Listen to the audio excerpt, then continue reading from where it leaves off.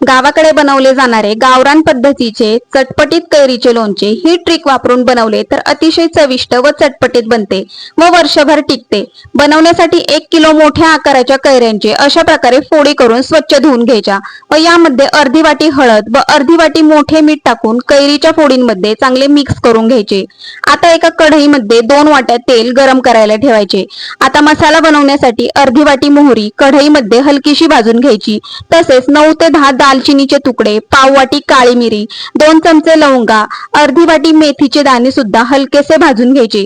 भाजलेले सगळे साहित्य एका प्लेटमध्ये काढून 2 चमचे कच्ची बडीशेप घ्यायची। आता भाजलेली मोहरी मिक्सरच्या भांड्यात घेऊन जाडसर वाटून घ्यायची। त्याचप्रमाणे बडीशेप सोडून भाजलेले सगळे साहित्य जाडसर वाटून घ्यायचे। आता गरम केलेल्या तेलापैकी अर्धी वाटी गरम तेल घेऊन यामध्ये 1 चमचा हिंग टाकायचा। तसेच ठेचलेल्या लसणाच्या 10 ते 12 पाकळ्या तेलामध्ये टाकायच्या। आता कैरीच्या फोडींमध्ये वाटलेली मोहरी व वाटलेले सगळे साहित्य टाकायचे। तसेच उरलेल्या लसणाच्या पाकळ्या यामध्ये टाकायच्या। तसेच अर्धी वाटी लोणचे मसाला यामध्ये टाकून हिंग टाकलेले तेल यामध्ये टाकायचे व फोडींमध्ये एकजीव होईपर्यंत चांगले मिक्स करून घ्यायचे। आता यामध्ये 2 चमचे साखर टाकून पुन्हा एकदा चांगले मिक्स करून घ्यायचे।